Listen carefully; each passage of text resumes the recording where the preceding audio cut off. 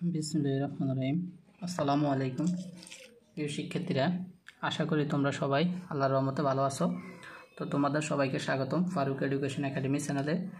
তো তোমরা যারা আমি এর আগে তোমাদের যে পদার্থের অ্যাসাইনমেন্ট করাইছি, তোমরা অ্যাসাইনমেন্টটি যারা দেখো নাই তারা দেখে আসতে পারো। এছাড়াও অন্যান্য যে অ্যাসাইনমেন্টগুলো আছে ওইগুলো দেওয়া আছে, তোমরা যাদের যেটা প্রয়োজন ওইটা তোমরা দেখে আসতে পারো আমার চ্যানেলে, ফারুক এডুকেশন একাডেমি চ্যানেলে। যারা তোমরা সাবস্ক্রাইব করো নাই, প্লিজ তোমাদের কাছে অনুরোধ রইল চ্যানেলটি সাবস্ক্রাইব করে রাখো। এখন লক্ষ্য করো প্রিয় শিক্ষার্থীরা, এটা হচ্ছে তোমাদের SSC vocational assignment 2021 electrical the works and the maintenance. তো এটা হচ্ছে তোমাদের 1 নাম্বার দ্বিতীয় পত্র। দেখো দ্বাদশ শ্রেণীর জন্য এটা। তো আমার দ্বাদশ শ্রেণীর শিক্ষার্থী যারা আছো তারা দেখো, লক্ষ্য করো, রেকটিফায়ার ও রেকটিফায়ারের শ্রেণী ব্যাখ্যা করতে হবে। তারপর হচ্ছে তোমার 2 নাম্বার, আমি আবার হাফ ওয়েভ ও রেকটিফায়ারের কার্যপদ্ধতি ব্যাখ্যা করো, চিত্র সহ চিত্র আঁকতে হবে। ফুল ওয়েভ রেকটিফায়ারের কার্যপদ্ধতি ব্যাখ্যা করো, এটাও চিত্র সহকারে দিয়ে ভালো। হাফ ওয়েভ ও ফুল ওয়েভ রেকটিফায়ারের তুলনা 4টি। তারপর হচ্ছে রেকটিফায়ারের ব্যবহার 4টি। তো আমি আবার তোমাদের দেখাচ্ছি যেটা তোমাদের গুরুত্বপূর্ণ। তো ভিডিওটি ক্লিয়ার দেখা যায় কিনা তোমরা আমাকে কমেন্ট করে জানাবে। তো এখন দেখো আর কে কোন ডিস্ট্রিক্ট থেকে করো তো জানাবে। আমি তোমাদের আমার ফোন নাম্বার দিয়ে দিয়েছি ডিসক্রিপশনে, তোমরা ইচ্ছা করলে আমার সাথে যোগাযোগ করতে পারো, কোনো সমস্যা নেই। তোমরা যে সময় ইচ্ছে তোমরা কল করতে পারো, কোনো সমস্যা নেই। অন্যান্য ইউটিউবার যারা আছে তারা ফোন নাম্বার দেয় না, তো আমি তোমাদের দিয়ে দিচ্ছি। দেখো তো লক্ষ্য করো, তোমাদের 16 থেকে যদি 20-এর মধ্যে পাও অতি উত্তম, আর আবার 14 থেকে 15-এর মধ্যে তোমার পাইলে কত উত্তম পাবে, আর 10 থেকে 13 হলে ভালো, আর 9-এর কম হলে অগ্রগতির প্রয়োজন, অর্থাৎ তোমার অগ্রগতি মানে এখন ফেল করেছো। তো এখানে ফেল বলতে কিছু নাই, তোমরা হয়তোবা কম নাম্বার পাবে। আর এখন আমি এখানে যে কোশ্চেনগুলো আছে এখানে যে 16 থেকে 20-এর মধ্যে অতি উত্তমগুলাই করাবো, ওইখান থেকে কোশ্চেনগুলো নিচে যে এই 16 থেকে 20-এর মধ্যে লিখতে হলে এইভাবে প্রশ্নগুলো এই আলোকে লিখতে হবে, তাহলে এই আলোকে লিখলে তুমি এখানে 16 থেকে 20-এর মধ্যে পাবে ইনশাল্লাহ। তো আমি দেখাচ্ছি, দেখো লক্ষ্য করো তোমাদের। তো দেখো, তো এখানে কোশ্চেনটা হচ্ছে, এখানে দেখো আমি 1 2 দিয়ে দাগিয়ে রাখছি।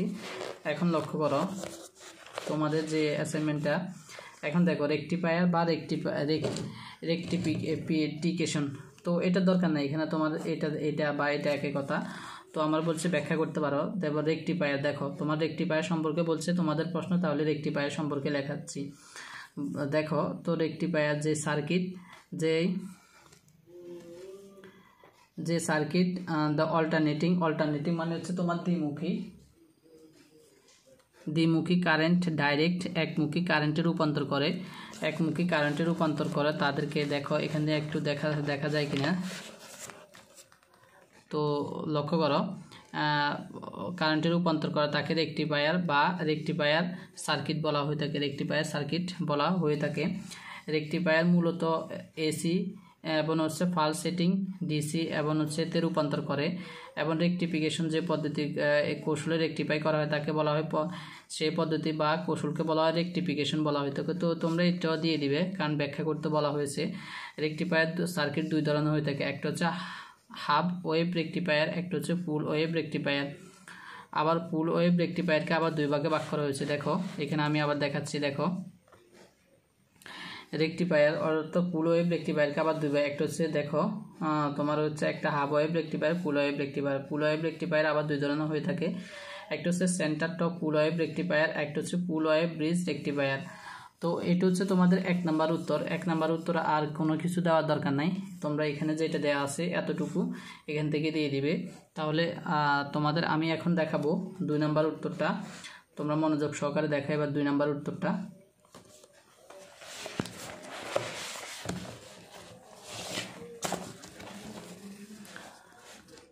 লক্ষ্য করো এখানে, তোমরা একটু ভালোভাবে লক্ষ্য করলে দেখবে যে আমি কোশ্চেনের সাথে আবার কোশ্চেনটা দেখাচ্ছি, যেটা হচ্ছে তোমার বলছে হাফ ওয়েভ রেকটিফায়ারের কার্যপদ্ধতি ব্যাখ্যা করো চিত্র সহ। তো এটা লিখতে তুমি 4 নাম্বার পাবে। দেখো তো এখানে আমি হাফ ওয়েভ রেকটিফায়ার, দেখো তোমাদের বইয়ের সাথে মিলাই আমি আনসারগুলো দিচ্ছি, আর যেটা বইয়ের সাথে কম মিলে অর্থাৎ টিচাররা নিজেদের মতো করে দিছে, এখন তোমাদের হয়তো বা বানায় লিখতে হবে বা একটু মাথা খাটায় লিখতে হবে, আমি ওইগুলো অন্যান্য বই থেকে লিখে দিব তোমাদের। এখন লক্ষ্য করো শিক্ষার্থীরা, তোমার হাফ ওয়েভ রেকটিফায়ার, ফুল ওয়েভ রেকটিফায়ার। তো এখানে আমি হাফ ওয়েভ রেকটিফায়ারটা লিখব, যে সার্কিট ইনপুট এসি সাপ্লাইয়ের অর্ধ সাইকেলকে বা ডাইরেক্ট কারেন্ট রূপান্তর করে, যে সার্কিটটা হাফ ওয়েভ রেকটিফায়ার বলা হয়ে থাকে। এটা নেগেটিভ হাফ সাইকেলও হতে পারে অথবা পজিটিভ হাফ সাইকেলও হতে পারে। এটি সার্কিটের ডিজাইনের উপর নির্ভর করে। এখানে আমরা ইনপুট এসি বা সাপ্লাইয়ের পজিটিভ অর্ধ সাইকেলকে ডাইরেক্ট কারেন্টের রূপান্তর সার্কিট নিয়ে আলোচনা করবে। দেখো এখানে তোমরা একটু লক্ষ্য করো, তো এতটুকু পর্যন্ত হয়তো বা দেখছো, তো আমি আবার তোমাদের দেখাচ্ছি। যেটা এখন লক্ষ্য করো, যেটা এখানের এতটুকু দেখো, এখানে যে সার্কিটটা আছে এই সার্কিটটা আঁকতে হবে তোমাদের, কারণ হাফ ওয়েভ সার্কিটের রেকটিফায়ারের সার্কিটটা আঁকতে হবে। তো ইনপুট আউটপুট অর্থাৎ এখানে এগুলো দেওয়ার পর তোমার এখানে এটা পাইছে, তো এটাও এঁকে দিবে, কারণ তোমাদের যাতে নাম্বার কাটা না যায় একটু বড় করে দিবা, সমস্যা নাই। এখন দেখো তাহলে চিত্রটি ভালো করে লক্ষ্য করো, চিত্রটি দিকে লক্ষ্য করো। চিত্রটি তোমরা সুন্দর করে আঁকবে, পেন্সিল দিয়ে আঁকবে, তবে চিত্রটি পেন্সিল দিয়ে আঁকবে সবাই। এখন দেখো হাফ ওয়েভ রেকটিফায়ার বা ইনপুট আউটপুট ওয়েভ। এখন লক্ষ্য করো, তারপর আমি তোমাদের সার্কিটের বর্ণনা, তো সার্কিটের বর্ণনা এখানে আমার বলছে যে কার্যপদ্ধতি ব্যাখ্যা করো। তো বর্ণনা এখানে অল্প, তুমি বর্ণনাটুকু লিখতে পারো, বর্ণনাটুকু লিখলে সমস্যা নেই। দি রেজিস্ট্যান্স লোডযুক্ত হাফ ওয়েভ রেকটিফায়ার সার্কিট অঙ্কন করা হয়েছে এবং ট্রান্সফারের, তোমরা ফোনটাকে ঘুরিয়ে নিতে হবে, কারণ এখানে তোমার বই থেকে লেখাচ্ছি, তো এখানে বইয়ের পুরো পৃষ্ঠা আসে না, এজন্য আমি একটু ফোনটাকে একটু করে দিচ্ছি, যাতে তোমাদের অর্থাৎ বইয়ের পুরো পৃষ্ঠাটাই আসে। তো এখন লক্ষ্য করো, তোমার এখানে যে বর্ণনাটা দেওয়া আছে, একটি ডায়োডের অ্যানোডের সাথে অপরটির লোড রেজিস্ট্যান্সের সাথে সংযুক্ত করা হয়েছে। লোড রেজিস্ট্যান্সের RL RRE থেকে আউটপুট ভোল্টেজের নেওয়া হয়েছে, সুতরাং ট্রান্সফরমারটি সাধারণত স্টেপ ডাউন টাইপের হয়ে থাকে। তো এখন কার্যপ্রণালীটা তোমার লিখতেই হবে, কার্যপ্রণালী না লিখে তোমাদের করার উপায় নেই। তো একটু অ্যাসাইনমেন্টটা একটু বড় হলো, তোমরা কি করতে হবে, ধৈর্য সহকারে লিখতে হবে, অল্প অল্প করে লেখো, কারণ এক সপ্তাহের ভিতরে তোমার 2টা অ্যাসাইনমেন্ট করতে হবে। তোমাদের এত তাড়া নাই যে এত করতে হবে কিনা। দেখো ট্রান্সফরমার সেকেন্ড টার্মিনাল, এটা টার্মিনাল উপাদান A এবং নিচে B চিহ্নিত করা হয়েছে, এবং ইনপুট ডিভাইসের পজিটিভ হাফ ডিভাইসের পজিটিভ সেকেন্ডারি প্রান্তে পজিটিভ, B প্রান্তে তোমার নেগেটিভ প্রান্ত করা হয়। তারপরে A প্রান্তে পজিটিভ হলে ডায়োড, D এবং D প্রান্তে বায়াস, ফলে ডায়োড কন্ডাকশন এবং লোড রেজিস্ট্যান্সের মধ্য দিয়ে কারেন্ট প্রবাহিত হয়। তারপর এখান থেকে যে সুতরাং দেখো, সুতরাং ইনপুট ওয়েভের positive half cycle load resistance RRE পাওয়া যায়। এখান থেকে আবার এতটুকু লেখা যায় না, অর্ধ নেগেটিভ সাইকেল প্রবাহিত এই প্রান্তে পজিটিভ না লিখতে হবে, এটা লেখো তোমার, এটা একটা ইম্পর্টেন্ট লাইন। যে মুহূর্তে ইনপুট ওয়েভের নেগেটিভ অর্ধ সাইকেলের প্রবাহিত হয়, এটা আমি কেটে দিচ্ছি, আর না তুমি লিখতে হবে, এটা লিখতে হবে, তখন এই প্রান্ত নেগেটিভ, কারণ তোমার নেগেটিভ পজিটিভ আমি যদি এখানে না বলি তাহলে কারেন্ট কীভাবে চলবে। এবং ভি পজিটিভ প্রান্ত প্রাপ্ত হয়, দেখো ভি পজিটিভ হয়, ফলে ডায়োড রিভার্স বায়াস হয়ে থাকে। তো এখানে এই পর্যন্ত লিখবে। তো আমরা জানি এখানে যে কতটুকু আছে, কম্বিনেশন খোলা সার্কিটের, এখান থেকে কারেন্ট আয় না, তাহলে এবং লোডের RRE ইনপুট যাবে না, এখান থেকে কিছু যাবে না, এবং এটা এতটুকু পর্যন্ত লেখার দরকার না, আমি তোমাদের বলে দিচ্ছি। দেখো তোমরা কতটুকু লেখার দরকার নাই, আমি তোমাদের দেখাচ্ছি। দেখো কালার পেন দিয়ে দেখাই, যে কালার পেনটা দিয়ে দেখাচ্ছি, দেখো কতটুক এইখান থেকে শুরু করে যেটা নিচে, দেখো এইখানে যেটা নিচে আন্ডারলাইন কালার পেনের দাগ আছে, কালার পেনের দাগটা আছে এটা, তাহলে লোডের ইনপুট এততেও পৌঁছাবে না, অর্থাৎ এইখান থেকে এই পর্যন্ত লেখার প্রয়োজন নেই, তাহলে এই লাইনগুলো কেটে দিছি, এইগুলো লেখার দরকার নাই। তারপর তুমি এরপর লিখবে যে সুতরাং দেখা যায় যে সার্কিটে শুধুমাত্র অর্ধ সাইকেলে ডাইরেক্ট কারেন্ট রূপান্তর করে, এই জন্য একে হাফ ওয়েভ রেকটিফায়ার বলা হয়ে থাকে। তারপর তুমি এখান থেকে এতটুকু দিয়ে দিবে।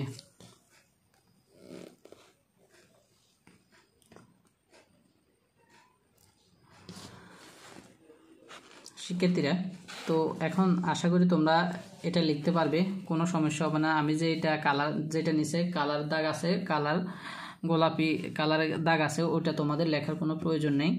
তো এখন তোমাদের লিখতে হবে কতটুকু। দেখো তোমাদের যে 3 নাম্বার কোশ্চেনটি অলরেডি আমি তোমাদের দেখাচ্ছি, যেটা হচ্ছে তোমার আবার ফুল সার্কিটের কথা বলা হয়েছে। যে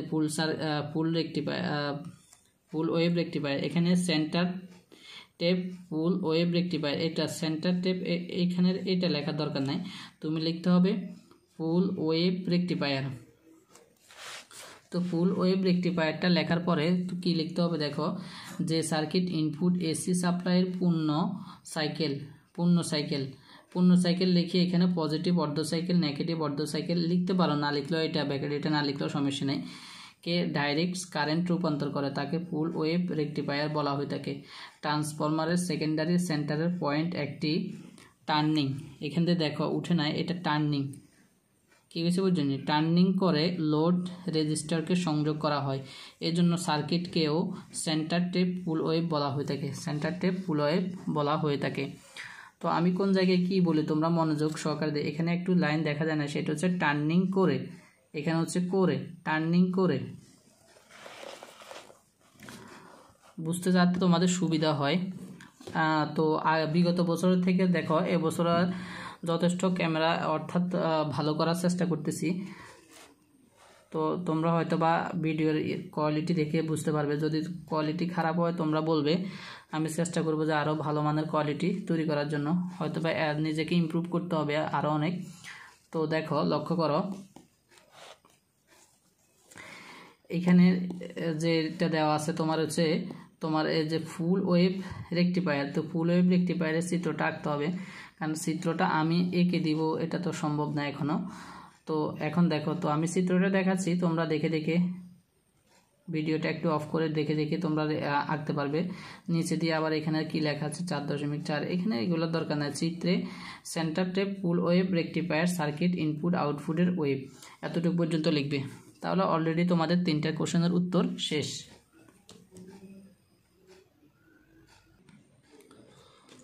শিক্ষার্থীরা তারপর লক্ষ্য করো, তোমাদের যেটা করাবো সেটা হচ্ছে মনোযোগ দেখো, সেটা লক্ষ্য করো, দেখো হচ্ছে হাফ ওয়েভ ও ফুল ওয়েভ রেকটিফায়ারের তুলনা। তো এখন আমরা হাফ ওয়েভ আর ফুল ওয়েভ রেকটিফায়ারের সাথে, তবে এখানে কথা আছে, যদি আমরা চারটা লিখি, এখানে আমি ছোট্ট করে 4 লিখে দিছি, কারণ আমি চাইলে তোমরা 20-এর মধ্যে 18 পাও, 16, 17, 18 পাও, এরকম হয়তো বা 1-2 নাম্বার, যেন টিচাররা তো ফুল নাম্বার দেয় না। আর এখানে তাহলে এগুলো পদার্থবিজ্ঞান, এগুলো বিজ্ঞান আকারের, বিজ্ঞান অর্থাৎ তোমাদের নাম্বার কাটবে না, যেভাবে লিখবে এইভাবে নাম্বার পাবে। আর এখানে তো তার ঠিক না, তুমি যেভাবে আছে এভাবে লেখো, তাহলে ফুল নাম্বার পাবে। কারণ 16 থেকে 20 পর্যন্ত, আমার 17, 18, 19 পাইলেও আমার A+ আসবে। কি কথা, তাহলে তোমরা বুঝছো অতি উত্তম মানে এখানে তোমাদের গোল্ডেন A+। এখন দেখো এটা মানে হচ্ছে তোমার 70-এর ঘরে উত্তমগুলো, 70 তো 80-এর ঘরে, এটা হচ্ছে ভালো, মানে হচ্ছে তোমার A, মানে 4 পয়েন্ট। আর দেখো হাফ ওয়েভ ও ফুল ওয়েভ রেকটিফায়ারের তুলনা, তো 4টা আছে, আমি তার চেয়ে একটু বেশি দেখাবো, যার যেটা পছন্দ হয় তোমরা ওইটা লিখবে। তো দেখাচ্ছি, খেয়াল লক্ষ্য করো।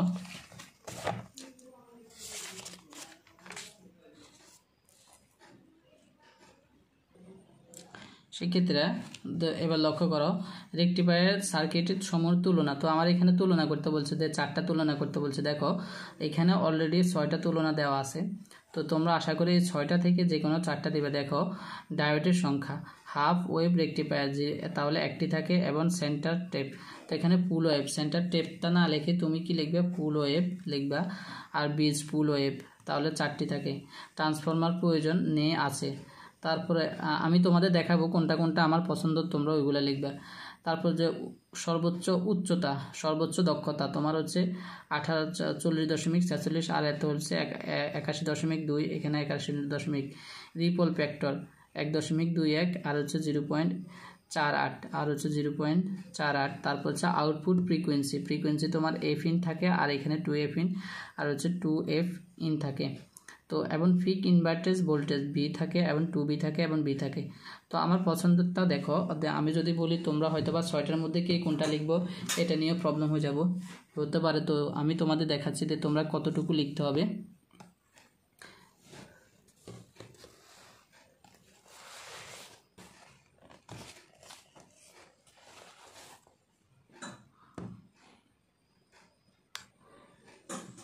তো লক্ষ্য করো, তো এখান থেকে প্রথমটা লিখবে, তারপরে দেখো 2 নম্বরটা লিখবে, তারপরে এখান থেকে 5 নাম্বারটা লিখবে। তাহলে 1 2 5 আর এখানে সর্বোচ্চ উচ্চতা তোমার এটা লিখবে। এখান থেকে যে টিক চিহ্ন 4টা দিছি, এই 4টা আমার কাছে মনে হয় সবচেয়ে ভালো। তো তোমাদের যদি যার যেটা ভালো লাগে তোমরা লিখতে পারো, কোনো সমস্যা নাই। আমার মনে হয়েছে যে 4টা। তো তোমার বইয়ে তোমার প্রশ্নে 4টা বলছে, আমি 4টাই তোমাদের দেখাচ্ছি তোমাদের বই থেকে, যাতে তোমাদের কোনো প্রবলেম না হয়। তো এখন লক্ষ্য করো, তারপর বলছে এটা একটু বানায় বানায় লিখতে হবে, কারণ কিছু প্রশ্ন তোমার বানায় বানায় লিখতে হবে। দেখো রেকটিফায়ারের ব্যবহার 4টি। তো রেকটিফায়ার ব্যবহার মানে রেকটিফায়ার প্রয়োজনীয় ব্যবহার, এগুলা 4টি। তো এখন লক্ষ্য করো, আমি এখান থেকে তোমাদের দেখাচ্ছি রেকটিফায়ার সার্কিটের ফিল্টারিং সার্কিটের প্রয়োজনীয়তা, মানে তুমি লিখবে রেকটিফায়ারের ব্যবহার নিচে দেওয়া হলো। তো হচ্ছে প্রায় ইলেকট্রনিক এবং ইনস্ট্রুমেন্ট সার্কিটে কম মানে ডিসি ভোল্টেজের সোর্সের প্রয়োজন হয়, এটা দিবে তুমি 1 নাম্বার। তো 1 নাম্বারে ডিসি ভোল্টেজে ব্যাটারি ব্যবহার করা হয়, কিন্তু তার খরচ অনেক বেশি পড়ে। তাহলে এটা হচ্ছে 1, এটা হচ্ছে 1 নাম্বার পুরো এতটুকু পর্যন্ত দিবে প্রথম লাইন থেকে। তারপর লিখবে ব্যাটারি, তারপর এখানে এই কারণে বাদ দিয়ে এই কারণে এখানে লিখবে 2 নাম্বার দিয়ে লিখবে ব্যাটারি ডিসি সোর্সকে ইলেকট্রনিক জগতে বাণিজ্যিকভাবে ব্যবহার না করে রেকটিফায়ার সার্কিটে ব্যবহার করা হয়। এটা হচ্ছে তোমার 2 নাম্বার। কারণ এটা লিখবে না, এখানে দেবে এটা 3 নাম্বার। এর আকার বা তোমার এর আকার বলতে এখানে রেকটিফায়ারের কথা বলছে, আর এদের আকার এখানে লিখবে, এর আকার জায়গাত এদের লিখে দিবে। এদের আকার পরিসর অনেক ছোট এবং বহনযোগ্য এবং দক্ষ, স্টেবল, স্থির পাওয়ার নিশ্চিত হয়ে থাকে। তাহলে এটা লিখবে 3 নাম্বার পর্যন্ত রেকটিফায়ার। তারপরে এটা দিবে 4 নাম্বার। রেকটিফায়ারের সার্কিট অল্টারনেটিং কারেন্টকে একমুখী ও ডাইরেক্ট কারেন্ট ডিসিতে রূপান্তর করে। তাহলে এটা 4, কিন্তু ডিসিতে নয়, এতে কিছু প্রয়োজনীয় কারেন্ট বিদ্যমান থাকে, বিপুল পরিমাণ থাকে এবং কিছু ভোল্টেজ বলা হয়ে থাকে। তো এখান থেকে দেখো, তারপরে বলবা যে রেকটিফায়ার সার্কিটের সঙ্গে ফিল্টারিং সার্কিট যুক্ত করতে হয় এবং তোমার ভোল্টেজ নিশ্চিত করে থাকে না। এখান থেকে এটা লিখবে 5 নাম্বার। বলছে রেকটিফায়ার ফিল্টার সার্কিট ফাল সেটিং ডিসিকে পিওর বা স্থির বা ডিসিতে রূপান্তর করে। এখানে লিখবে রেকটিফায়ার, এখানে লিখবে রেকটিফায়ার, এই কথাটা লিখবে। তো কি লিখবে? রেকটিফায়ার ফিল্টার সার্কিট ফাল সেটিং ডিসিকে পিওর বা স্থির ডিসি ভোল্টেজে নিশ্চিত করে থাকে, এই জন্য ফিল্টার সার্কিটে ব্যাপক ব্যবহৃত হয়। তো তুমি এখান থেকে এই পর্যন্ত, তাহলে এখানে কোনো সমস্যা হওয়ার কথা না। তো আমি আবার ক্লিয়ারলি দেখাচ্ছি যাতে তোমাদের কোনো সমস্যা না হয়।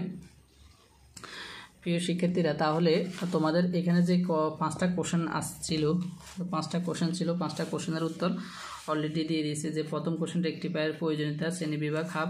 তাহলে তুমি যদি এখানের মতন হুবহুব এখানে আমি যেভাবে দেখাইছি তুমি যদি হুবহুব এইভাবে লিখতে পারো, তাহলে আশা করি তুমি ভালো নাম্বার পাবে। তো সবাই ভালো থাকবে, সুস্থ থাকবে এই কামনা করি। তোমাদের বন্ধুদের মাঝে চ্যানেলটি শেয়ার করে দিবে। তো আল্লাহ হাফেজ, আজকের মতো এখানে বিদায় নিচ্ছি। আসসালামু আলাইকুম রহমতুল্লাহ।